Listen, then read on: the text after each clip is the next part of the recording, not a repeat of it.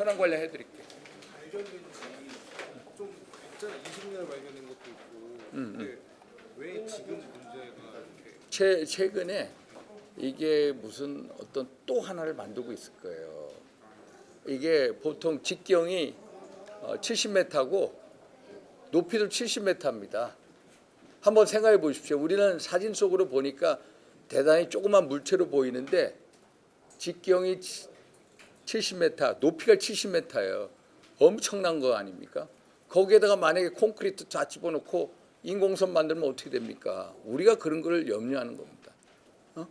그래서 이 문제에 대해서 션난 1호, 2호, 션난 3호도 지금 만들고 있다라고 하는 거거든요. 그래서 저희가 이 문제에 대해서 이제 제기를 하는 거고요. 또 뭐 무슨 현안 문제에 대해서 말씀하실 거 있습니까?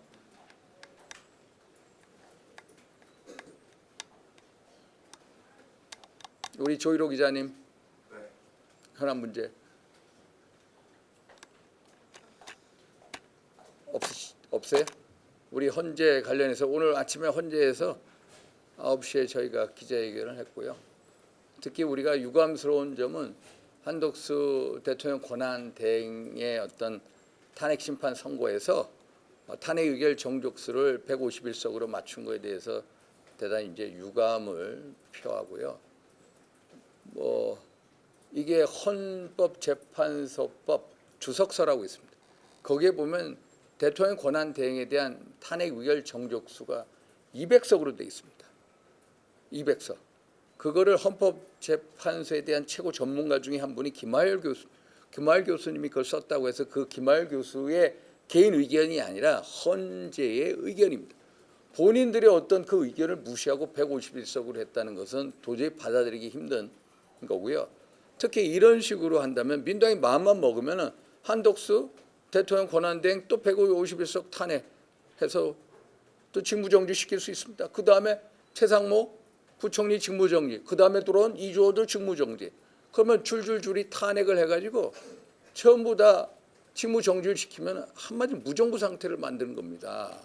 이 의결 종속수 문제가 그래서 대단히 중요한데 완전히 무정부 상태를 만들 수 있는 것을 허용하게 현재 헌법재판소다. 이것은 상권 분립을 무너뜨린 거다. 국정 혼란을 오히려 더 초래하는 그런 판단을 했다. 그래서 저희가 오늘 기자회견 중에 하나 주요 포인트가 이게 의결 탄핵 정족수 이게 151석이라는 것에 대해서 이제 많은 질타가 있었던 것으로 봅니다. 저도 생각했고 또 민주당에서 최상목 대행 탄핵 계속 유지한다고 했는데 어떻게 보시는지 궁금하고 또 본회의도 열려야 되잖아요. 탄핵을 하려면. 그리고 저 사람들은 저는 뭐 줄 탄핵에 오기로밖에 안 보입니다. 한덕수 대통령 권한대행 다시 살아왔는데 최상목 뭐 무슨 뭐야 지금은 부총리입니까? 그걸 또 탄핵을 하겠다. 한마디로 민주당의 오기로밖에 보이지 않는다. 이런 식의 어떤 줄탄핵에서 줄기각으로 현재 헌재에서 접수된 13건 중에 구전구패 아닙니까? 민주당 입장에서. 그러면은 우리가 경기를 한번 해보십시오. 경기에서 감독이 9번 나가서 9번 전패를 해서 감독 교체해야죠. 이재명 대표 당연히 석고 대제하고 교체해야죠. 자진 사퇴해야죠. 그리고 저런 정당은 한마디로 스스로 해체를 고려해 보야죠. 이게 민심의 목소리 아닙니까? 그런데 또 오기로 또 최상목 우리 장관까지 줄탄핵하겠다? 결국 이런 식으로 하면은 결국 이게 사실상 국헌문란 행위 아니냐. 국헌문란 행위의 수괴가 누구냐? 이재명 대표 아니냐. 한마디로 이재명 대표 한 개인을 위해서 모든 걸 던지는 일극 정당 체제 민주당 아닙니까?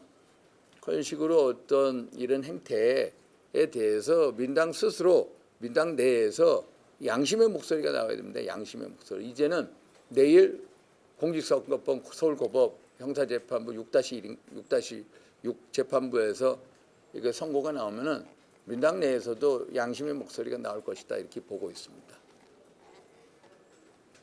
네. 지난주에 그 한덕수 대행 7대1 네, 예. 혹시 내일 이재명 대표 선고 한국은 제가 그거는 뭐라고요? 이제 그 서울고법 6-6 재판부, 6-1인가 6-7 재판부에서 이제 부장판사 최은정, 또 자배석 우배석 이모 판사, 정모 판사, 이걸 전체적으로 보면서 이모 판사, 정모 판사는 아마 징역 1년 집행유예 2년에 대해서 좀 가혹한 형벌이다라고 생각할 정책 성향을 가진 것으로 추정한다라는 얘기가 많습니다. 아무리 그렇다고 하더라도 공직선거법 100만 원 이상의 벌금에 이제 소위 말해서 참정권 피선거권을 박탈당하지 않습니까? 그래서 피선거권 박탈령 적어도 벌금 100만 원 이상은 될 것이다. 그건 확실합니다. 왜냐? 김문기를 모른다. 명백한 허위사실 유포고요. 두 번째, 백현동 개발 부지 용도 변경에 있어서 국토부에 압력이 있었다. 이것도 명백한 허위이기 때문에 아무리 온정적으로 선고를 한다고 하더라도 벌금 100만 원 이하로 떨어지기는 힘들다. 그래서 피선거권 박탈형에 처해질 것이다 라고 보고 있습니다. 또 윤 대통령 선고가 늦어지면서 만약에 조기 대선이 있더라도 이재명 대통령 3심보다 더 늦을 수도 있다는 얘기가 나오더라고요. 본인 생각은? 3심 선고보다 늦어진다? 대선이?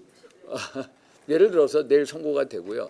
그 다음에 공직선거법 633 법칙에 따라서 6월 26일까지 대법원 선고가 이루어져야죠. 그런데 지금 대통령 탄핵 심판 선고가 이번 3월 28일을 넘어갔고요.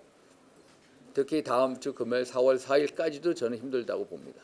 그러면은 4월 18일 문영배 이미선 재판관 퇴임 직전에 이루어질 수 있다. 그래서 4월 한 11일 정도가 되지 않을까. 저 혼자는 이런 생각을 합니다. 왜 이런 생각을 하느냐? 사실 민당과 헌재 재판관 몇 분이서 한덕수 대통령 권한대행에 대해서는 탄핵을 기각하고 대통령에 대해서는 탄핵을 인용하자라는 동지선고를 꾀하여 왔습니다만 그게 무산이 돼 버렸습니다. 무산이 돼 버렸고 결국에는 이제 거기에 있는 어느 재판관이 더 이상 버티기 힘들다 해서 무산이 됐고 이 문제에 대해서 대통령 탄핵 심판 이 문제에 대해서 평의에서조차 기본적인 어떤 이 몇 가지 사안에 대해서 이제 그 합의점을 못 찾은 것 같습니다. 아직까지도.